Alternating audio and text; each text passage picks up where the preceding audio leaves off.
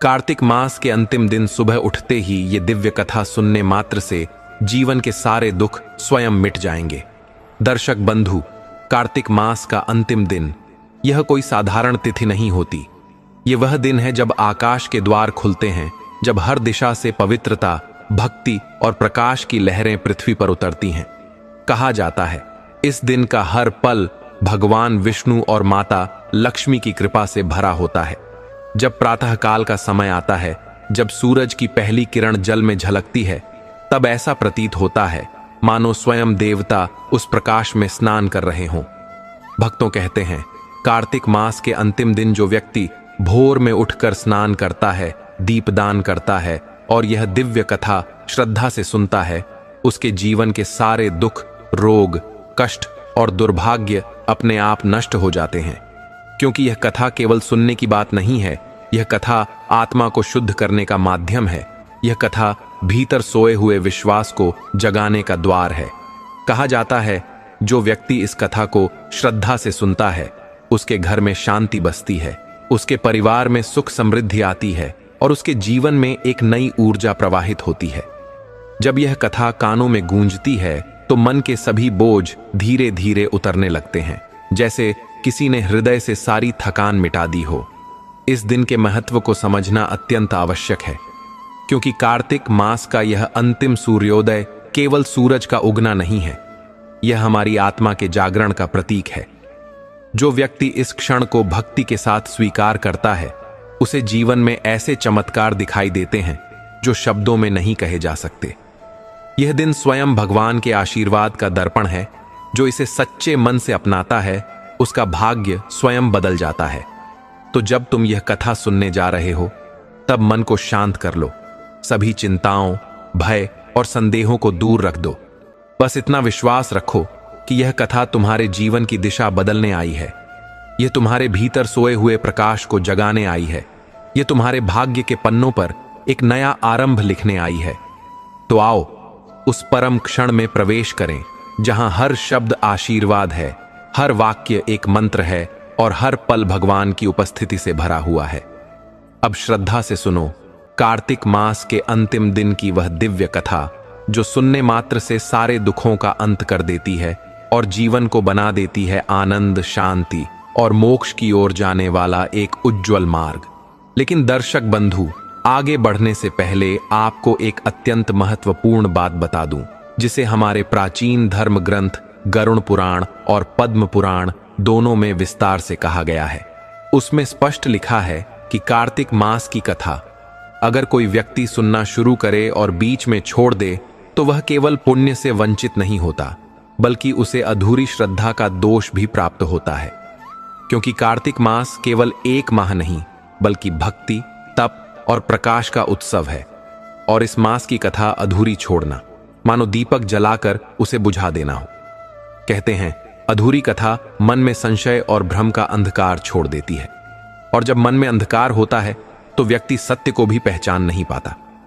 इसलिए यह आवश्यक है कि जब आप यह दिव्य कथा सुने तो पूरे मन, श्रद्धा और एकाग्रता के साथ अंत तक सुने, क्योंकि यह कथा केवल भगवान की महिमा नहीं सुनाती, बल्कि यह हमारे जीवन की हर कठिनाई का उत्तर भी देती है।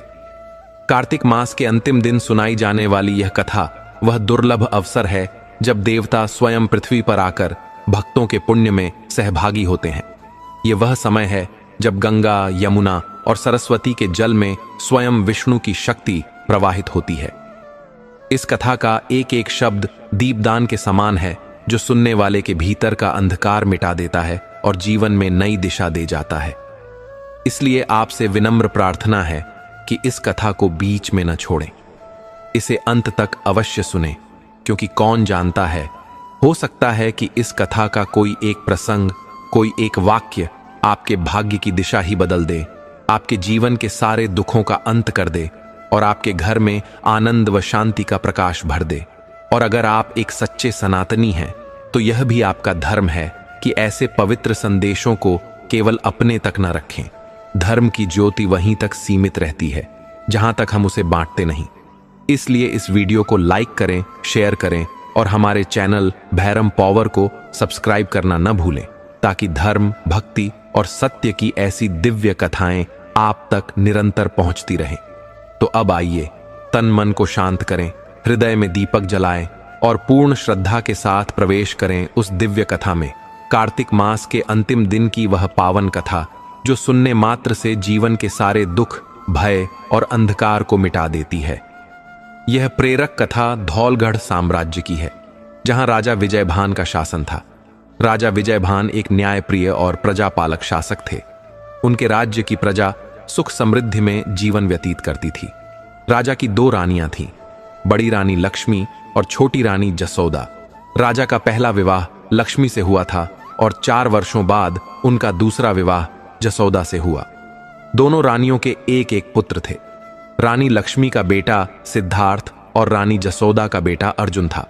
सिद्धार्थ अर्जुन से बड़ा था, इसलिए नियम के अनुसार सिद्धार्थ धौलगढ़ का भावी राजा था। यह बात रानी जसोदा को पसंद नहीं थी। वह चाहती थी कि उसका बेटा अर्जुन धौलगढ़ का उत्तराधिकारी बने।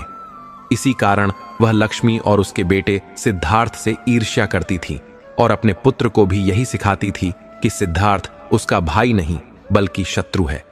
दूसरी ओर रानी लक्ष्मी एक समझदार और दयालु महिला थी। वह अपने बेटे सिद्धार्थ को हमेशा अच्छे संस्कार सिखाती थी और मिलजुल कर रहने की शिक्षा देती थी। सिद्धार्थ भी छोटी रानी जसोदा को अपनी मां की तरह मानता था और अपने छोटे भाई अर्जुन को बहुत स्नेह करता था। रानी लक्ष्मी के कुशल स्वभाव के कारण महाराज विजयभान भी उनके विचारों को महत्व देते थे और महल के अधिकतर कार्यों की जिम्मेदारी उन्हीं पर थी। हालांकि यह सब बातें रानी जसोदा को खटकती थीं। वह बड़ी रानी से चिढ़ती थी और उन्हें महल से हटाने के लिए साजिशें रचती रहती थी। एक दिन उसने एक छलपूर्ण योजना बनाई।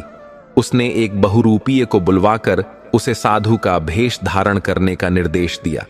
योजना के तहत उस साधु को राजा विजयभान के सामने झूठी भविष्यवाणी करनी थी, जिससे राजा लक्ष्मी और उनके बेटे सिद्धार्थ से विमुख हो जाएं। अगले दिन वह बहुरूपियां साधु बनकर दरबार में पहुंचा। रानी जसोदा द्वारा सिखाई गई बातें उसने राजा से कही, जिससे राजा प्रभावित हो गए। राजा विजयभान को विश्वास हो गया कि वह साधु कोई पहुंचा हुआ महात्मा है। इस तरह रानी जसोदा ने अपनी योजना को सफल बनाने का प्रयास किया। यह कहानी आगे चलकर हमें बताती है कि किस तरह सच्चाई और अच्छाई अंत में विजय होती है। मित्रों, राजा नकली साधु की बातों पर पूरी तरह भरोसा करने लगा। एक दिन उस साधु ने राजा से कहा, महाराज, आज मैं आपको जो बात बताने जा रहा हूं वह सुनकर आपको अटपटी लग सकती है और हो सकता है वह बात आपको बिल्कुल भी पसंद ना आए। राजा विजयभान ने कहा, साधु महाराज, आपने संकोच अपनी बात कहें। राजा के इस आश्वासन पर नकली साधु कहने लगा, महाराज, आपके बड़े पुत्र सिद्धार्थ भविष्य में एक अच्छे राजा साबित नहीं होंगे। वह न केवल आपकी देखभाल में असफल रहेंगे बल्कि अंततः आपके जीवन के लिए भी खतरा बनेंगे। साधु की यह बात सुनकर राजा हतप्रभ रह गए। उन्हें यह स्वीकार करना मुश्किल था, क्योंकि उनकी नजरों में राजकुमार सिद्धार्थ एक अत्यंत आदर्श और समझदार पुत्र था जो सदैव अपने पिता का सम्मान करता था। राजा ने कहा, साधु महाराज, क्या आप पूरी तरह आश्वस्त हैं कि यह बात सत्य है? कहीं यह आपकी कोई भूल तो नहीं? इस पर साधु बोला, महाराज, यह मेरी कोई त्रुटि नहीं है। यदि आप अपना जीवन बचाना चाहते हैं और अपनी प्रजा को संकट में नहीं डालना चाहते, तो मेरा सुझाव है कि आप अपने बड़े पुत्र सिद्धार्थ को तुरंत राज्य से निष्कासित कर दें। यही आपका एकमात्र उपाय है। यह कहकर वह नकली साधु दरबार से चला गया। इन बातों को सुनकर राजा विजयभान अत्यंत व्यथित हो गए। उन्होंने कभी सपने में भी नहीं सोचा था कि उनके प्रिय पुत्र सिद्धार्थ के विषय में ऐसा कुछ सुनने को मिलेगा। वह पूरी रात बेचैन रहे और सो नहीं सके। तमाम विचारों के बीच उन्होंने यह कठोर निर्णय लिया कि राजकुमार सिद्धार्थ को राज्य से निकालना ही उचित होगा। अगली सुबह भारी मन और असहनीय पीड़ा के साथ राजा ने अपने बड़े पुत्र सिद्धार्थ को राज्य छोड़ने का आदेश दिया। यह घटना हमें सिखाती है कि किसी पर अत्यधिक भरोसा करना खतरनाक हो सकता है। चालाक और पाखंडी लोग अक्सर हमारे विश्वास का दुरुपयोग करते हैं। इसलिए बिना किसी बात की जांच पड़ताल किए दूसरों पर विश्वास करना समझदारी नहीं है। कुछ परिस्थितियां जहां सतर्कता अत्यंत आवश्यक है। एक महत्वपूर्ण निर्णय, यदि कोई निर्णय आपकी शिक्षा, करियर, स्वास्थ्य, वित्तीय स्थिति या पारिवारिक संबंधों को प्रभावित करता है, तो उस पर स्वयं विचार करें। तथ्यों की पुष्टि किए बिना दूसरों की सलाह पर तुरंत कदम ना उठाएं। 2. अनुभव का अंतर। हर किसी का अनुभव भिन्न होता है। किसी अन्य के अनुभव को अपनी परिस्थिति पर पूरी तरह लागू करना उचित नहीं है। त्रिभावनात्मक सलाह। नजदीकी लोग कभी कभी अपनी सोच और पूर्वाग्रह के आधार पर सलाह देते हैं। अपनी स्थिति के अनुसार निर्णय लें। 4. अत्यधिक अच्छे दावे। यदि कोई असाधारण अवसर या परिणाम का दावा करता है तो उसकी सत्यता की जांच अवश्य करें। 5. भावनात्मक उलझने। रिश्तों में तनाव और भावनात्मक स्थितियां निर्णय को प्रभावित कर सकती हैं, इसलिए इन्हें ध्यानपूर्वक समझकर निर्णय लेना चाहिए। ध्यान रखें, सही निर्णय वही होता है जो सोच समझकर तथ्यों पर आधारित हो। उस समय दूसरों की सलाह से पहले खुद के लिए सही और गलत का मूल्यांकन करना महत्वपूर्ण होता है। किसी भी बात पर तब तक अंधा विश्वास नहीं करना चाहिए जब तक कि आप अपनी बुद्धि और तथ्यों के आधार पर पूर्ण रूप से आश्वस्त ना हो जाएं। अपनों की बातों को ध्यान से सुने, लेकिन हमेशा सोच समझकर ही निर्णय लें। मित्रों, जब यह घटना घटी उस समय राजकुमार सिद्धार्थ काफी छोटे थे। जब रानी लक्ष्मी को राजा के इस आदेश का पता चला तो ऐसा लगा मानो उन पर दुखों का पहाड़ टूट पड़ा हो।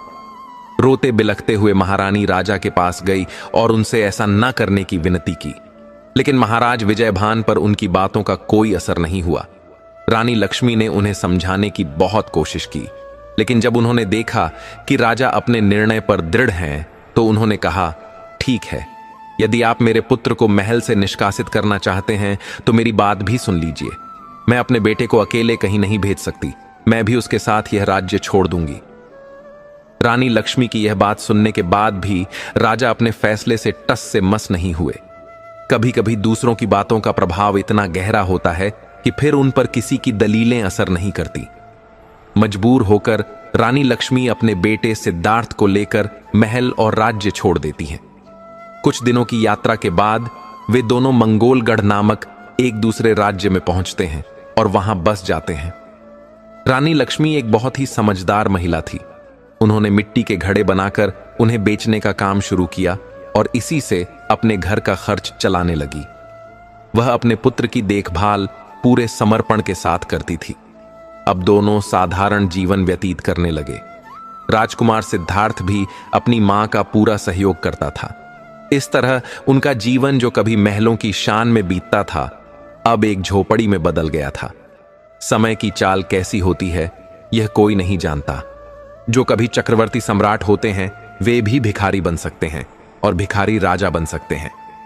रानी लक्ष्मी और राजकुमार सिद्धार्थ ने समय के साथ समझौता कर लिया और झोपड़ी में भी प्रेम पूर्वक जीवन बिताने लगे। समय धीरे धीरे बीत रहा था। राजकुमार सिद्धार्थ अब बड़ा हो चुका था। दूसरी ओर धवलगढ़ में राजकुमार अर्जुन भी वयस्क हो गया था, लेकिन राजकुमार अर्जुन अत्यधिक घमंडी और नाकारा था। उसका व्यवहार एक आदर्श राजकुमार जैसा बिल्कुल नहीं था। वह अपने पिता से भी तमीज से बात नहीं करता था। राजा विजयभान उसे बार बार समझाने की कोशिश करते कि वह एक विशाल साम्राज्य का राजकुमार है और उसे एक आदर्श राजा बनने के लिए शिक्षित और सक्षम होना चाहिए। लेकिन राजकुमार अर्जुन आलसी और लापरवाह था। उसे ना तो पढ़ाई लिखाई में रुचि थी और ना ही युद्ध कला सीखने में। वह सारा दिन अपनी मनमानी करता और दूसरों का मजाक उड़ाता। किसी की इज्जत करना उसने कभी सीखा ही नहीं। जब राजा उसे कुछ समझाने का प्रयास करते तो वह उल्टा उन्हें जवाब देता। इन हालातों को देखकर राजा विजयभान को भी यह समझ आने लगा कि अर्जुन इस साम्राज्य का राजा बनने के योग्य नहीं है। उन्होंने फैसला किया कि वे किसी भी स्थिति में अर्जुन को राजा नहीं बनाएंगे। जब यह बात राजकुमार अर्जुन को पता चली तो वह क्रोधित हो गया। उसने सेनापति के साथ मिलकर एक षड्यंत्र रचा। उन्होंने राजा के कुछ महत्वपूर्ण मंत्रियों को जहरीला भोजन देकर मरवा दिया। इसके बाद राजकुमार अर्जुन और सेनापति ने मिलकर राजा विजयभान से उनकी राजगद्दी छीन ली। राजा के राजसी वस्त्र उतारकर उन्हें साधारण वस्त्र पहनाए गए और महल से बाहर धक्के देकर निकाल दिया गया। छोटी रानी जसोदा यह सब कुछ देखती रही, लेकिन उसने इसका विरोध नहीं किया, बल्कि उसे खुशी हुई कि उसका बेटा राजा बन गया है। इन घटनाओं का राजा विजयभान पर गहरा प्रभाव पड़ा। कई दिनों तक वे नगर नगर गांव गांव भटकते रहे, कभी जंगलों में तो कभी पहाड़ों में भटकते हुए एक दिन वे उसी नगर में पहुंचे जहां बड़ी रानी लक्ष्मी अपने पुत्र सिद्धार्थ के साथ रह रही थी। राजा एक पेड़ के नीचे बैठकर सोचते हुए बेहद दुखी हो रहे थे कि उन्होंने अपने बड़े पुत्र और रानी को घर से निकाल दिया, जबकि वे दोनों उनके हर आदेश का पालन करते थे। सच ही कहा गया है कि इंसान को उसकी गलतियों का परिणाम अवश्य भुगतना पड़ता है। राजा को समझ नहीं आ रहा था कि वे क्या करें। एक पुत्र को उन्होंने खुद घर से निकाला और दूसरे ने उन्हें घर से निकाल दिया। राजा ने विचार किया कि ऐसे जीवन से तो मृत्यु ही बेहतर है। उसी पेड़ पर एक बूढ़ा समझदार कौवा बैठा हुआ था जो इंसानों की तरह बात कर सकता था। वह कौवा जिसने जीवन के अनेक अनुभव देखे थे। राजा की दुर्दशा पर मुस्कुराते हुए बोला, मूर्ख राजा, दूसरों पर अति विश्वास करने का यही अंजाम होता है। आज तू राज्यपाट से वंचित है और अपने परिवार से दूर है। विधाता ने तुझे 2 पुत्र दिए, लेकिन ना तो कोई तेरे पास है।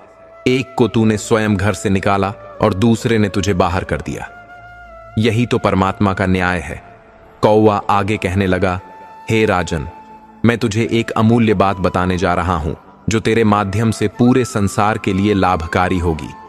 मनुष्य को यह समझने की कोशिश करनी चाहिए कि कौन सी संतान अपने माता पिता को सुख देती है और कौन दुख।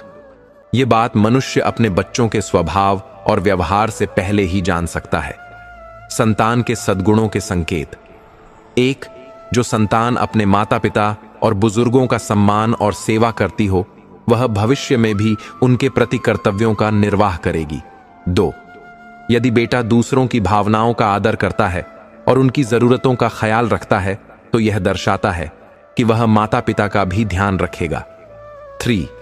जो बेटा माता पिता की छोटी बड़ी बातों को महत्व देता है और उनकी बातों को ध्यान से सुनता है, वह उनकी सेवा के लिए सदैव तत्पर रहेगा।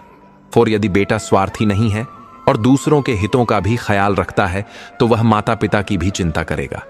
5. जो संतान नैतिक मूल्यों का पालन करती है और धर्म कर्म में विश्वास रखती है, वह माता पिता की देखभाल से पीछे नहीं हटेगी।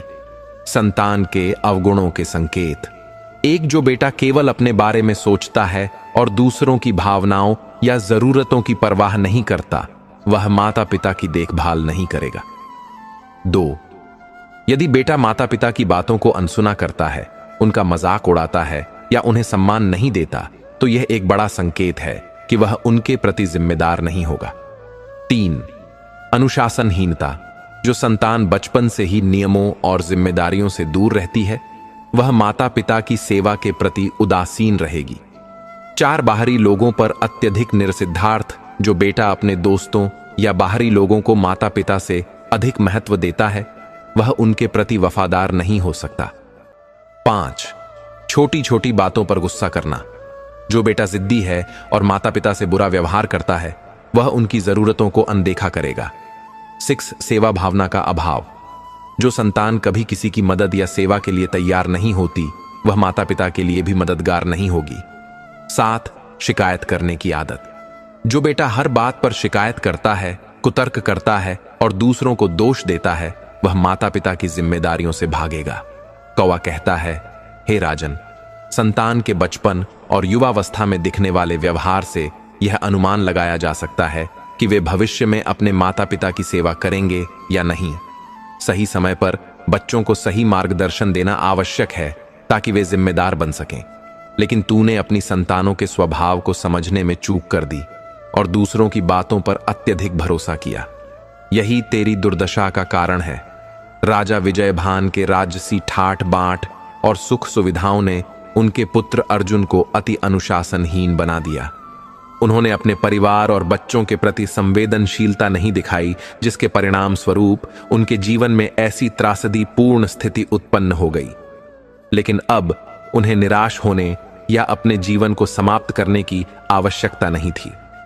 वह सही समय पर सही स्थान पर पहुंचे थे।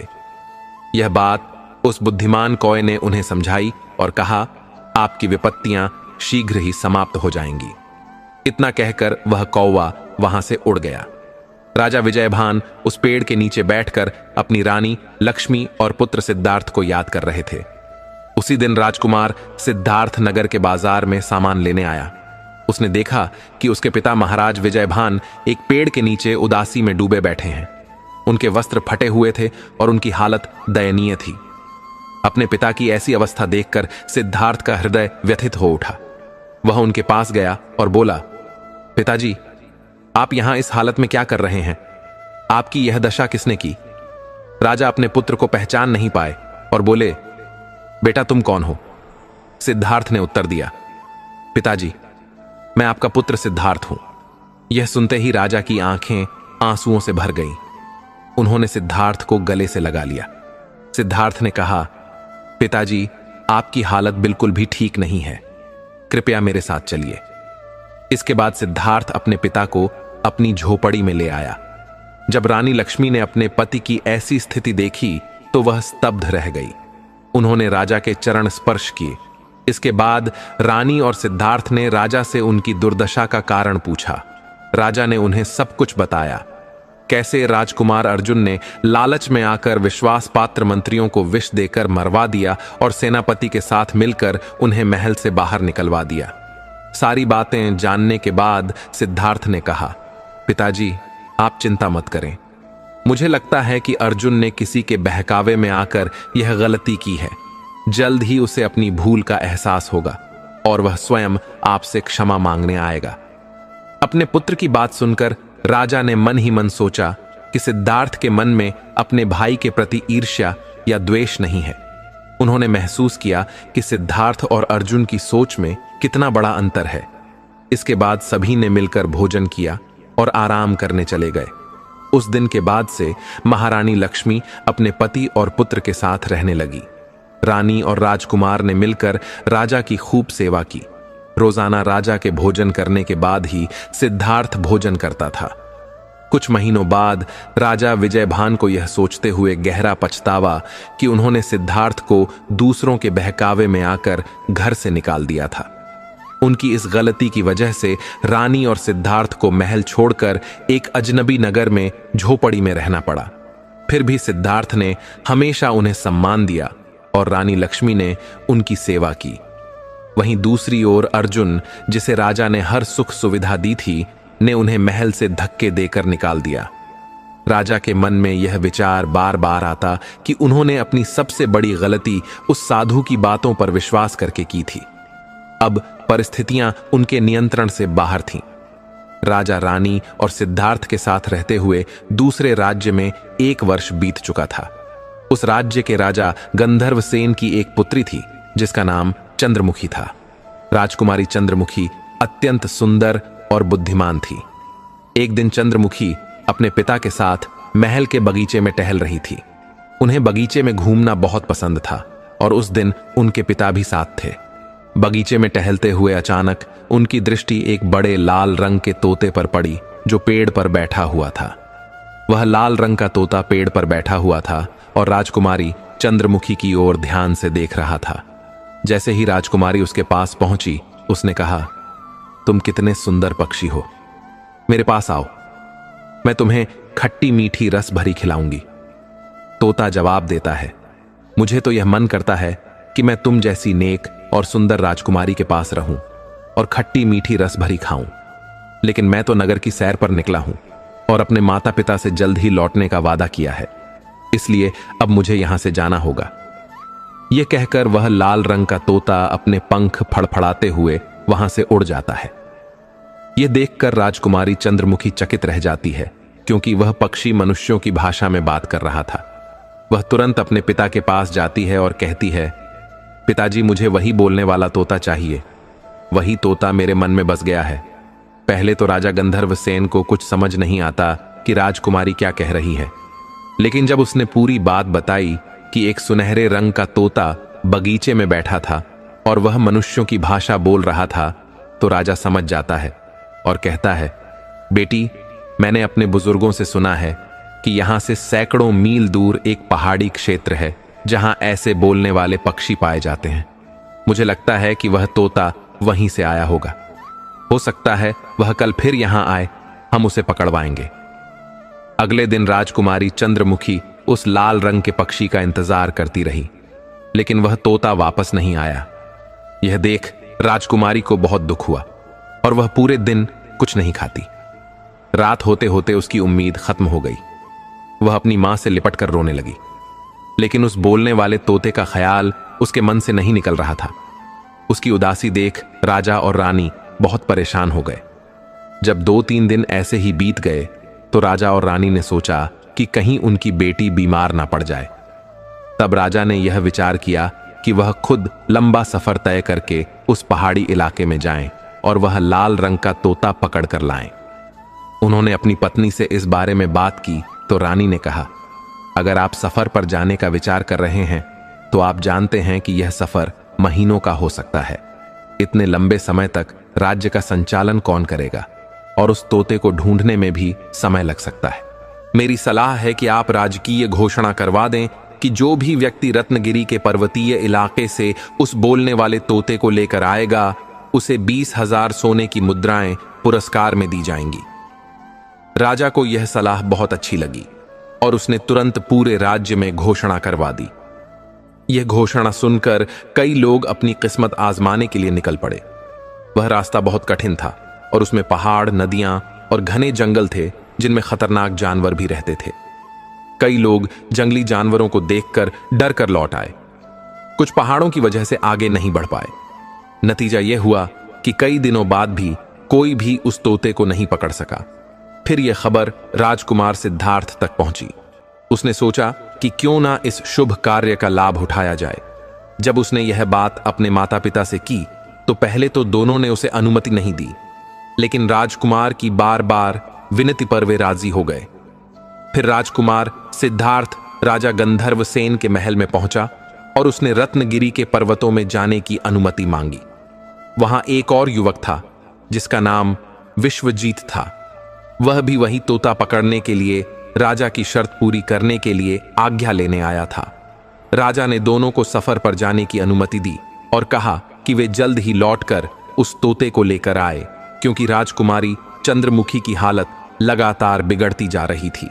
इस प्रकार दोनों युवक अपने घोड़ों पर सवार होकर कठिन सफर पर निकल पड़े। ध्यान देने योग्य बात यह है कि विश्वजीत बहुत घमंडी था। उसने राजकुमार सिद्धार्थ से कहा, तुम तो सिर्फ एक सामान्य आदमी हो, तुम जाकर कोई मेहनत मजदूरी का काम करो, तुम क्या इन बातों में फंसे हो। राजकुमार ने यह आवाज सुनी, लेकिन उसे बुरा नहीं लगा। वह मुस्कुराकर बोला, भाई तुम मेरी चिंता छोड़ो, मैं किसी ना किसी तरीके से यह कार्य पूरा कर ही लूंगा। मैं तो यहां सिर्फ इसलिए आया हूं कि राजकुमारी जल्द ठीक हो जाए। इस तरह वे दोनों बातें करते हुए काफी दूर निकल जाते हैं। जब वे घने जंगल से गुजर रहे थे तो उन्होंने एक पेड़ के नीचे एक वृद्ध पुरुष और वृद्धा को देखा। दोनों को आते देख वृद्ध पुरुष खड़ा हो जाता है और उनके रास्ते में रुक जाता है। वृद्ध पुरुष को सामने देख विश्वजीत को गुस्सा आ गया और वह क्रोध में बोला, हे बूढ़े, तुम कहां से मेरे रास्ते में आ खड़े हो? तुम्हें नहीं पता मैं एक महत्वपूर्ण कार्य से जा रहा हूं। हटो, रास्ता छोड़ दो। जब वृद्ध पुरुष नहीं हटा तो उसने घोड़े से उतरकर उस वृद्ध को धक्का दिया और एक तरफ गिरा दिया। फिर वह आगे बढ़ गया। वृद्ध पुरुष गिरकर घायल हो गया था और उसकी पत्नी जोर जोर से रोने लगी। यह देख राजकुमार सिद्धार्थ तुरंत घोड़े से उतरकर वृद्ध को उठाया और पूछा, बाबा, आपको चोट तो नहीं लगी? वृद्ध ने खुद को संभालते हुए खड़ा होते हुए कहा, यह तो कोई बहुत दुष्ट इंसान था। अगर मुझे पता होता कि वह ऐसा है तो मैं कभी उसकी मदद नहीं करता। राजकुमार ने कहा, बाबा, आप मुझे बताइए, आपको किस प्रकार की मदद चाहिए? वृद्ध ने कहा, बेटा, हम सुबह से अपने घर जाने के लिए निकले हैं। मैं अपनी पत्नी के साथ अपनी बहन के घर से आ रहा हूं। हमारा गांव यहां से बहुत दूर है। हम दोनों बूढ़े हैं और पूरी तरह से थक चुके हैं। धूप भी बहुत तेज है। हम चाहते हैं कि जल्दी से जल्दी घर पहुंच जाएं। बेटा, तुम्हारे पास घोड़ा है। यदि तुम हमें गांव तक पहुंचा दो तो तुम्हारी बड़ी कृपा होगी। यह सुनकर राजकुमार सिद्धार्थ ने अपना भोजन निकाला और उन्हें पहले भोजन करने को दिया। जब वृद्ध और वृद्धा ने खाना खा लिया तो राजकुमार ने उन्हें अपने घोड़े पर बिठाया और खुद पैदल चलते हुए घोड़े की लगाम पकड़ी और उन्हें उनके घर तक पहुंचाया। घर पहुंचकर दोनों वृद्ध दंपति ने राजकुमार को आशीर्वाद दिया। अब घर पहुंचते पहुंचते शाम हो चुकी थी और वृद्ध दंपति ने राजकुमार से आग्रह किया कि वह रात वहीं रुक जाए, क्योंकि रात में सफर करना सुरक्षित नहीं होता। राजकुमार ने उनकी बात मान ली। इसके बाद वृद्ध ने पूछा, नौजवान, तुम कौन हो और कहां जा रहे हो? जवाब में राजकुमार ने उन्हें अपनी पूरी कहानी सुनाई और बताया कि वह बोलने वाले लाल रंग के तोते की तलाश में पहाड़ों पर जा रहा है, ताकि वह उस पक्षी को लेकर राजकुमारी चंद्रमुखी को दे सके। राजकुमार की बात सुनकर वृद्ध विचारों में पड़ गए और बोले, मैंने भी सुना है कि रतनगिरी के पर्वतीय क्षेत्रों में कुछ सुनहरे और लाल रंग के पक्षी होते हैं जो मनुष्यों की तरह बोलते हैं। इन्हें वहीं पर जाकर ढूंढा जा सकता है। रतनगिरी की ओर जाने के दो रास्ते हैं। एक रास्ता बहुत कठिन है, दूसरा रास्ता थोड़ा आसान है। यदि घोड़ा तेज हो तो कुछ ही घंटों में वहां पहुंचा जा सकता है और उस रास्ते पर कोई खतरा नहीं होता। वृद्ध ने राजकुमार को रास्ता समझा दिया। उस रात सभी सो गए। अगले दिन जब राजकुमार अपने सफर पर आगे बढ़ा तो वृद्ध ने अपने घर से बहुत सारे आम के फल तोड़कर उसे दिए और कहा, यह फल रतनगिरी के पर्वतों पर रहने वाले पक्षियों को बहुत पसंद आते हैं। वे इन्हें बड़े चाव से खाते हैं। इस इलाके में यह फल नहीं मिलते, इसलिए यह पक्षी इन्हें खाने के लिए यहां तक आते हैं। तुम यह फल अपने साथ ले जाओ। मुझे विश्वास है कि इन फलों की खुशबू से वे पक्षी तुम्हारी ओर आकर्षित होंगे और हो सकता है उनमें से कोई ऐसा पक्षी हो जो मनुष्य की तरह बोले। राजकुमार ने उन आमों को पोटली में बांध लिया और वृद्ध को धन्यवाद देते हुए आगे बढ़ गया।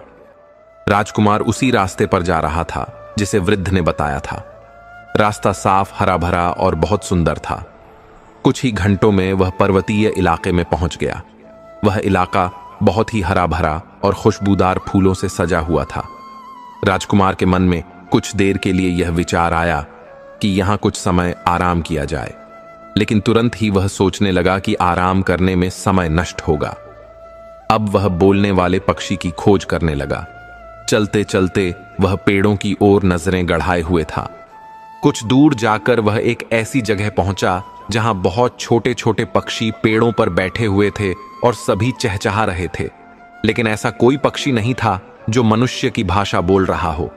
राजकुमार बहुत उदास हो गया, लेकिन उसने हिम्मत नहीं हारी। वह एक जगह पर जमीन पर बैठकर अपने साथ लाए हुए फल निकालकर फैला देता है। उन फलों की खुशबू से जो भी पक्षी वहां थे वे सब वहां आकर फलों को खाने लगे। पक्षियों को देखकर राजकुमार बोला, हे प्यारे पक्षियों, तुम सभी का क्या हाल है? लेकिन किसी भी पक्षी ने उसकी बात का जवाब नहीं दिया। राजकुमार समझ गया कि इन पक्षियों में कोई ऐसा पक्षी नहीं है जो इंसानों की तरह बोलता हो। थोड़ी देर बाद सभी पक्षी उड़कर वहां से चले गए। तभी एक सुनहरे रंग का तोता उड़ता हुआ वहां आता है और राजकुमार के सामने बैठ जाता है और कहता है, लगता है मेरे यहां आने से पहले ही सारे फल खत्म हो गए हैं। राजकुमार और सुनहरे तोते को मनुष्य की भाषा में बात करते हुए देख राजकुमार सिद्धार्थ बहुत खुश हो जाता है। उसने एक मीठा फल निकालकर उस पक्षी के सामने रख दिया और बोला, हे प्यारे पक्षी, तुम चिंता मत करो, मेरे पास अभी और बहुत सारे फल हैं।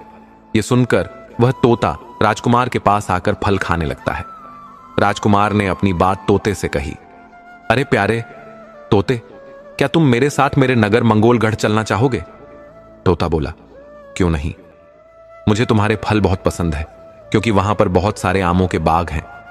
अगर मैं तुम्हारे साथ चलूंगा तो तुम मुझे पिंजरे में तो बंद नहीं करोगे, क्योंकि मुझे पिंजरे में बंद होने से बहुत डर लगता है।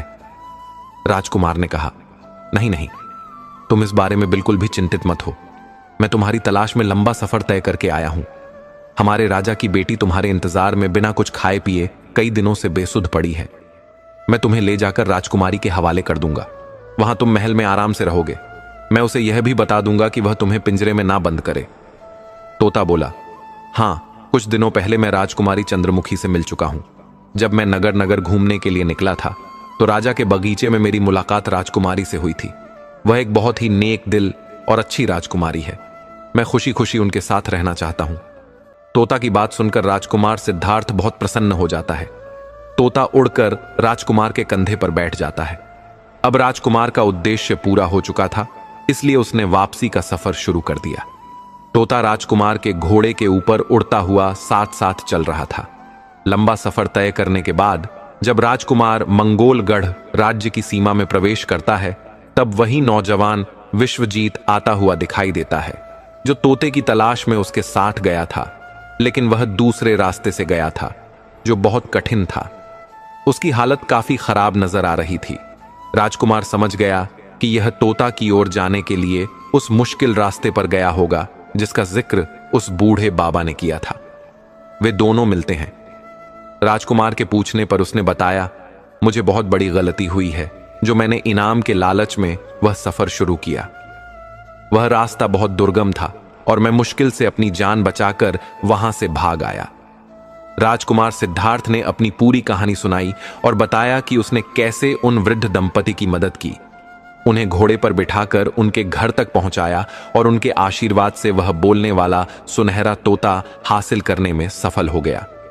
तब वह नौजवान विश्वजीत बोला, भाई, तोता तो तुम्हारे आसपास भी दिखाई नहीं दे रहा है।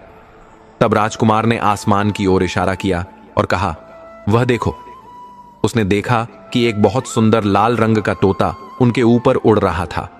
तोते को देखकर वह नौजवान सोचने लगा, अगर मैंने उस बूढ़े दंपति के साथ बुरा व्यवहार नहीं किया होता तो मुझे भी यह बोलने वाला तोता मिल गया होता। मैंने अपने घमंड और बुरे बर्ताव के कारण यह अवसर खो दिया। अब मुझे अपने घमंड की सजा मिल चुकी है।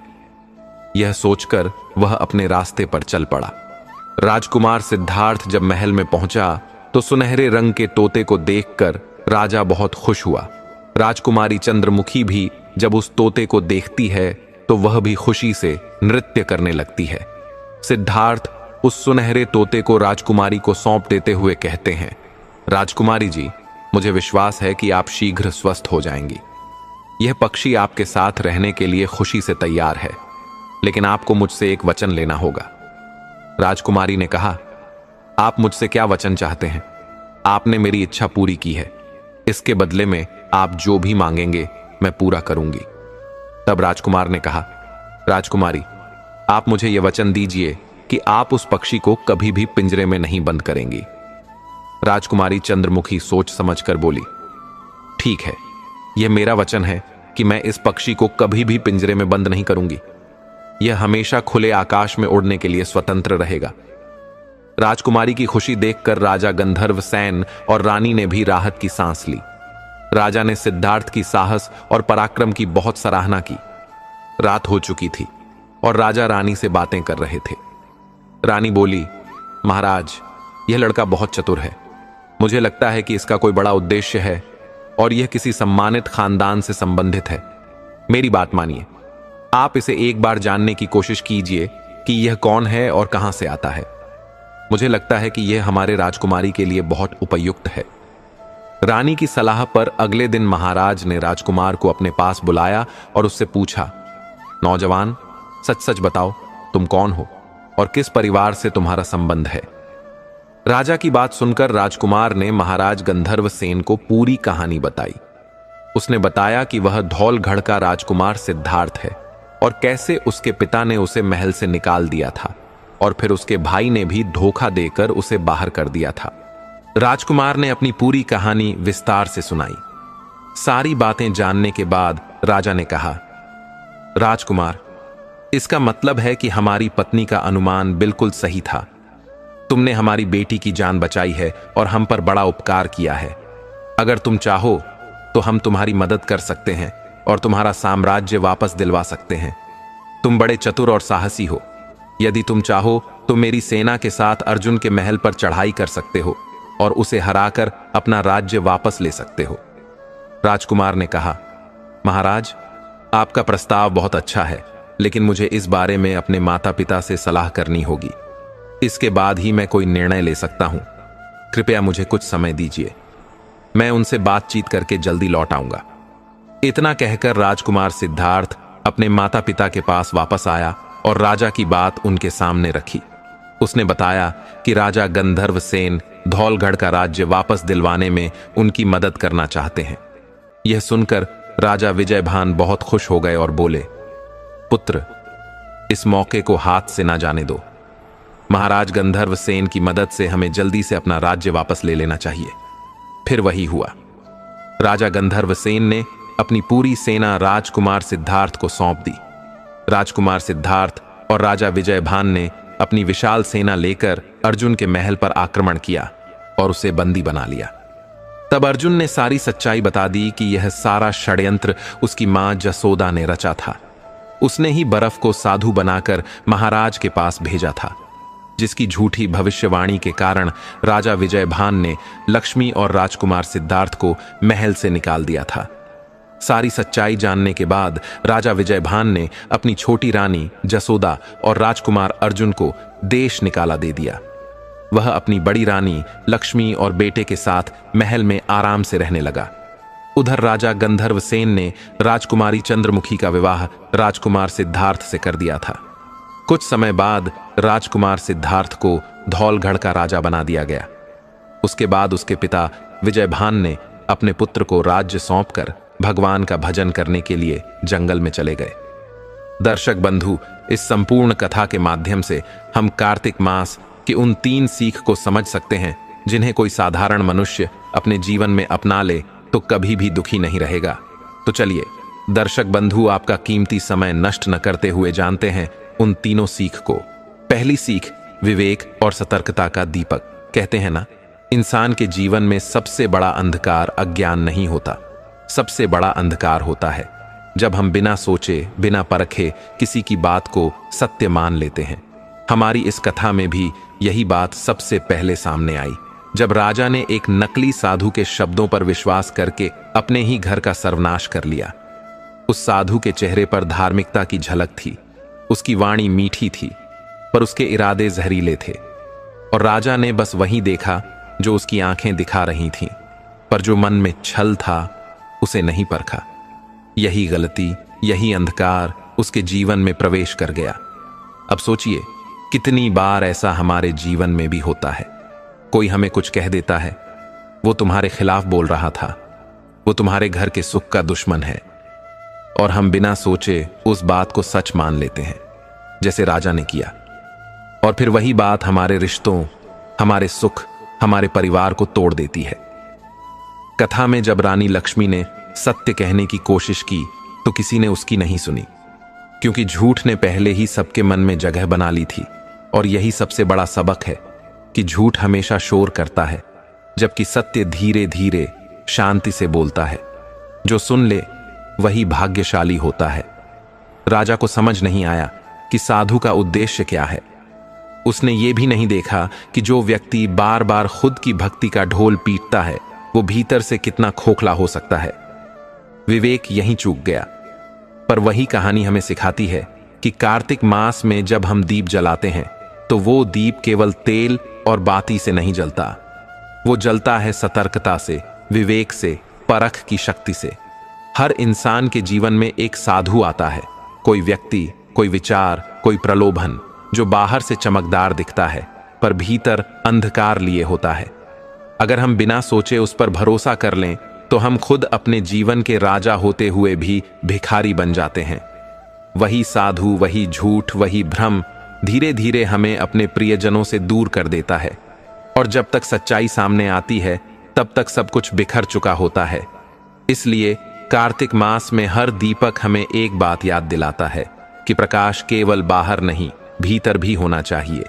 जब हम दीप जलाएं तो एक प्रार्थना करें, हे प्रभु, जैसे यह लौ अंधकार मिटा रही है वैसे ही मेरे मन में जो भ्रम है उन्हें भी मिटा दे। मुझे सही और गलत में भेद करने की शक्ति दे। रानी लक्ष्मी की तरह सत्य हमेशा धैर्य रखता है। उसने क्रोध नहीं किया, उसने प्रतिशोध नहीं लिया। उसने अपने विवेक से, अपनी सच्चाई से सब कुछ पुनः प्राप्त किया और अंत में वही जीती। क्योंकि विवेक कभी हारता नहीं, बस परखने में देर करता है। अगर राजा ने उस दिन ठहर कर एक पल सोचा होता, अगर उसने एक बार मन की आंखों से देखा होता, तो शायद उस नकली साधु का छल उसी पल समाप्त हो जाता। इसलिए आज इस कार्तिक के पावन समय में एक संकल्प करें। अब हम किसी के शब्दों पर नहीं, अपने विवेक की आवाज पर विश्वास करेंगे। अब हम हर सुनाई बात को परखेंगे, सोचेंगे, फिर निर्णय लेंगे। क्योंकि यही असली दीपदान है। जब बुद्धि प्रकाशमान होती है तो जीवन में कभी अंधकार नहीं रहता। तो आओ, इस कार्तिक मास में पहला दीपक अपने मन के भीतर जलाएं, विवेक का दीपक। वही दीप जो हमें सिखाता है कि झूठ कितना भी सुंदर क्यों न लगे, परख के बिना उस पर विश्वास करना अपने ही सुख को अंधकार में डालना है। सच्चाई को परखिए, विवेक को अपनाइए और फिर देखिए कैसे जीवन में प्रकाश ही प्रकाश फैल जाता है। दूसरी सीख, सेवा और दया का प्रकाश। कहानी आगे बढ़ती है और जब सब कुछ बिखर चुका होता है, जब रानी लक्ष्मी को महल से निकाल दिया जाता है, जब सिद्धार्थ अपने पिता के अन्याय से आहत होकर घर छोड़ देता है, तब भी दोनों के चेहरे पर कोई शिकायत नहीं होती। उन्होंने क्रोध नहीं किया, किसी से बदला नहीं लिया। उन्होंने बस एक रास्ता चुना, सेवा का, दया का, परोपकार का। सिद्धार्थ और रानी लक्ष्मी महल के रेशमी वस्त्रों को छोड़कर साधारण जीवन में उतर आए, लेकिन उनका हृदय पहले से भी अधिक समृद्ध था, क्योंकि जहां धन होता है वहां वैभव होता है, पर जहां दया होती है वहां भगवान स्वयं विराजते हैं। जब उन्होंने रास्ते में मिले वृद्ध दंपति को देखा जो भूखे, थके और असहाय थे, तो सिद्धार्थ ने बिना एक पल सोचे अपने हाथों से उन्हें भोजन कराया। उस समय उनके पास कुछ नहीं था, पर दिल में करुणा थी, और वही करुणा उनके जीवन का सबसे बड़ा आभूषण बन गई। देखिए, यही तो कार्तिक मास की असली भावना है। जब हर घर में दीप जलता है, तब ये केवल रोशनी का उत्सव नहीं होता, ये सेवा का उत्सव होता है। क्योंकि क्या लाभ उस दीपक का जो दीवार को तो रोशन करे, पर किसी के जीवन के अंधकार को न मिटा पाए। जो दीपक केवल पूजा में जलता है वो सुंदर है, पर जो दीपक किसी भूखे के थाल में, किसी दुखी के दिल में, किसी थके हुए की मुस्कान में जलता है, वही कार्तिक का सच्चा दीपक है।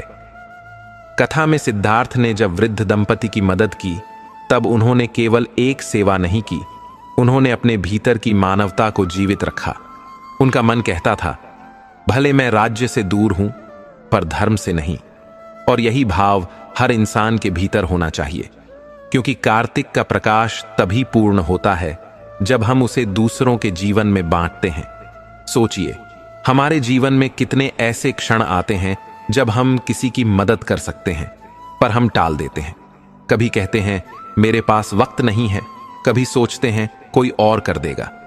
लेकिन वही छोटा सा पल, वही छोटा सा कर्म अगर कर लें, तो हमारे जीवन का अंधकार खुद मिट जाता है। क्योंकि दया का एक काम सिर्फ दूसरे को नहीं, बल्कि खुद हमें भी पवित्र करता है। रानी लक्ष्मी और सिद्धार्थ ने जो किया, वो हमें यही सिखाता है कि सेवा कोई मजबूरी नहीं, सेवा आत्मा का उत्सव है। जिस दिन आप किसी के लिए कुछ करते हैं, उसी दिन भगवान आपकी जिंदगी में उतर आते हैं। आपका घर तब मंदिर बनता है जब उसमें कोई भूखा खाकर जाए, कोई दुखी मुस्कुराकर लौटे, कोई थका हुआ चैन की सांस ले। तो कार्तिक के इस उजले महीने में जब भी दीप जलाए, एक संकल्प जरूर करें, आज मैं किसी के जीवन में एक दीपक बनूंगा। हो सके तो किसी की मदद करें, किसी को सुने, किसी को सहारा दें। भले एक व्यक्ति ही क्यों ना हो, पर उस एक सेवा से ईश्वर प्रसन्न होता है। कहानी का यही सबसे मधुर पल था जब सिद्धार्थ ने वृद्धों की सेवा की, और वही सेवा उनके जीवन का मोड़ बन गई। बाद में जब सच्चाई सामने आई और जब राज्य वापस मिला, तो हर कोई जान गया, राज्य तो कर्म से बनता है, सिंहासन से नहीं। सच्चा राजा वही है जो अपने प्रजाजन के दुख को अपना दुख मानता है। कार्तिक मास हमें इसी भाव की ओर ले जाता है। सेवा से बड़ी कोई साधना नहीं, और दया से बड़ी कोई पूजा नहीं। दीपदान तभी पूर्ण होता है जब हम किसी के जीवन में आशा की लौ जलाएं। तो आओ, इस कार्तिक मास में जब भी दीपक जलाएं, तो साथ में अपने भीतर की दया का दीप भी प्रज्वलित करें। थोड़ा समय किसी जरूरतमंद के लिए रखें, किसी अनजान के लिए मुस्कुराएं, किसी दुखी के आंसू पोंछें।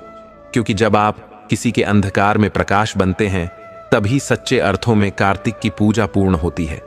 याद रखिए, सिद्धार्थ के पास राज्य नहीं था, पर सेवा थी।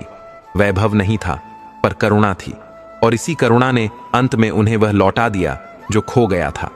तो जीवन में जो खो गया है, उसे पाने की कुंजी भी यही है, सेवा, दया और परोपकार। जब हम दूसरों का दुख कम करते हैं, तब हमारा अपना भाग्य भी चमक उठता है, जैसे कार्तिक की रात में दीपकों की कतार जो पूरे संसार को प्रकाश से भर देती है। तीसरी सीख, सत्य और धैर्य की विजय कथा के उस मोड़ पर, जब झूठ अपनी चरम सीमा पर था, जब नकली साधु महल में सम्मान पा रहा था और रानी लक्ष्मी वन में भटक रही थी, तब ऐसा लगा मानो सत्य हार गया हो। राजा का मन मोह के जाल में बंध चुका था, प्रजा भ्रम में थी और जिनके हृदय में भक्ति थी वो अपमान सह रहे थे। लेकिन जैसे सूर्य कभी बादलों से हारता नहीं, वैसे ही सत्य भी केवल प्रतीक्षा करता है, हारता नहीं। रानी लक्ष्मी ने उस कठिन समय में कोई प्रतिशोध नहीं लिया। उन्होंने किसी को श्राप नहीं दिया, किसी को दोष नहीं ठहराया। उन्होंने बस एक वचन लिया, समय आने दो, सत्य स्वयं बोलेगा। और यही तीसरी सीख है कि धैर्य सत्य का सबसे बड़ा रक्षक है। देखिए, आज के समय में हम कितनी जल्दी हार मान लेते हैं। कोई हमारे बारे में गलत बोल दे, कोई हमें गलत ठहरा दे और हम तुरंत आहत हो जाते हैं, क्रोधित हो जाते हैं। पर इस कहानी की रानी ने हमें दिखाया कि सच्चा बल शांति में होता है, प्रतिक्रिया में नहीं। जब इंसान का मन शांत रहता है, तभी वह ईश्वर की योजना को समझ पाता है। रानी ने सत्य का मार्ग नहीं छोड़ा और न ही अपने जीवन का उद्देश्य। उन्होंने सेवा की, दूसरों की मदद की और हर दिन ईश्वर का स्मरण किया।